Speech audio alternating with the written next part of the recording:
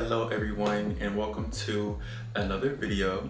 So I'm currently 4 months in on HRT and I know how it can feel to go through gender dysphoria on a constant basis, being that I am so early in my transition. So the whole point of this video is to give you guys tips on how to alleviate some of that discomfort. So hopefully this helps you. But before we start, please like, comment, and subscribe and become a part of the family. So gender dysphoria, it is basically defined as when you feel like your outer appearance doesn't match with your inside. And during my first 2 months of transitioning, I was going through that a lot, almost every day. But through trial and error, I found some things that helped me. Hopefully they help you. So number one is going to be your hair. I cannot stress this enough. Your hair can either make or break your look. Now, I'm gonna say this one time and one time only. Do not buy synthetic wigs, okay? I know some of the girls do, and whatever works for you, but for me and my subscribers, please do not buy synthetics. They do not last and they look cheap in my opinion. And I also suggest that you learn how to do your own hair. Like for me, I don't like to depend on anyone else to define how I look because some girls can't do hair and I don't want to take that chance. So what I did was I looked at plenty of tutorials on YouTube and I learned how to install my own lace. So just learning how to do things yourself so you have that control over your look is always a good thing. Number two is going to be a makeup routine. Sis, you need makeup. Well, you don't need makeup. I mean, you don't need it, but it can help to feminize your face, especially if you feel really masculine and if that's where your dysphoria stems from. So yeah, invest in a good primer, foundation, concealer, contour, blush, lip liner, lip gloss, lipstick, all that stuff. And again, do your own makeup. Don't depend on anyone else to make or break your look. Look at tutorials on how to do makeup. There are plenty of tutorials. The time that we live in, you have to learn how to do things yourself.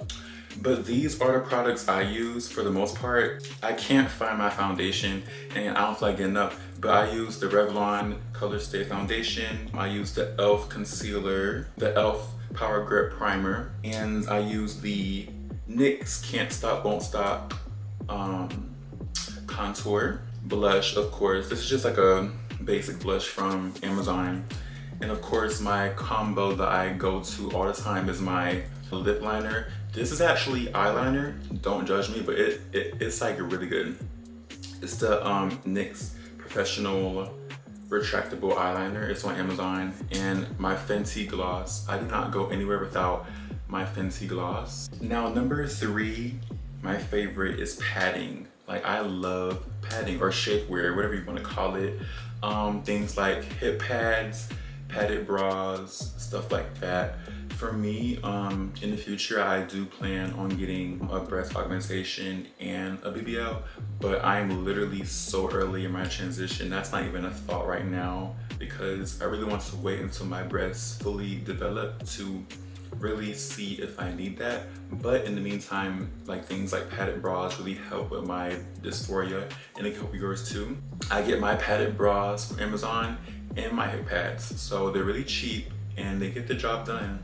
I feel like, I can only speak for myself, but I feel like a lot of dysphoria comes from just feeling like your body is still masculine. That's for me because I still do have a lot of muscle, but I feel like shapewear that really like adds certain curves to your body that really gets rid of that dysphoria. One tip that I do have though is make sure that the padding looks natural.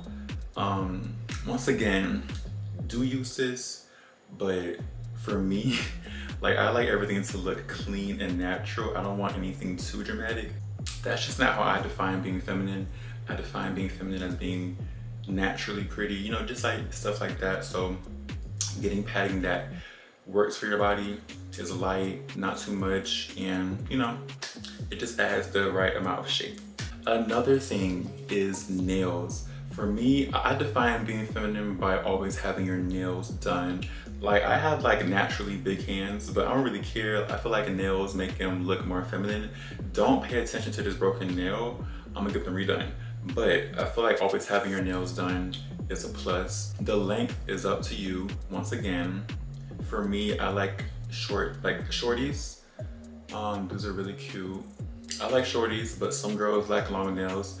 Whatever works for you, sis. Once again, do you. This is your transition. Do what you want to do. Another thing, which doesn't really apply to me right now because I'm in Florida and it's hot, is long sleeves. Long sleeves and loose fitting clothing. Now for me, I don't really use this tip as much because like, I know I have muscle, I know I have broad shoulders. Like, it's not really something that I feel like I can change, so I'm not gonna spend the rest of my life trying to hide it. That's gonna add more to my dysphoria, me personally.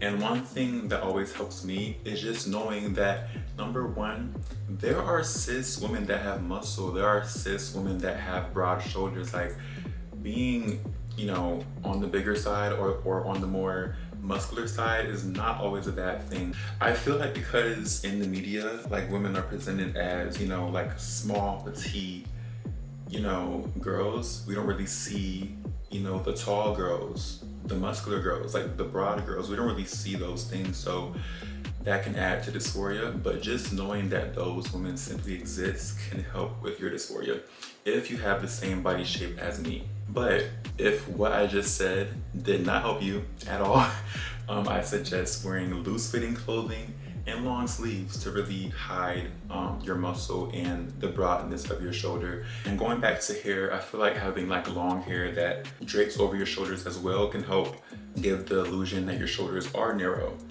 So hopefully that helps. And one last thing, this may sound weird, but just listen to me. I feel like having your own scent goes a long way. Like, for me, my top two scents are Valentino's Born Aroma and the Coach Floral. I just love feminine floral perfumes. Like, I feel like the best way I can really describe it is get you a scent that just reminds you of the most feminine version of yourself. So I feel like finding your scent and just like constantly wearing it, so when you smell it, it just like reminds you of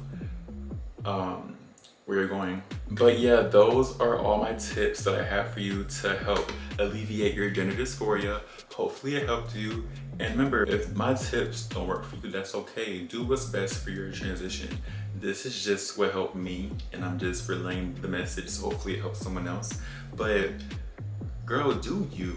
You know what I'm saying? I feel like as long as you're comfortable in your skin, you're gonna be okay. If you're doing something that's like against the grain, that's okay too. Be yourself and do what's best for your transition. This is your transition and no one else's, okay? So that's the one tip I have for y'all. Hopefully my tips helped you though. And if they did, please like, comment, and subscribe, and leave any questions you may have down below in the comment section. And I will see you guys in the next video. Bye.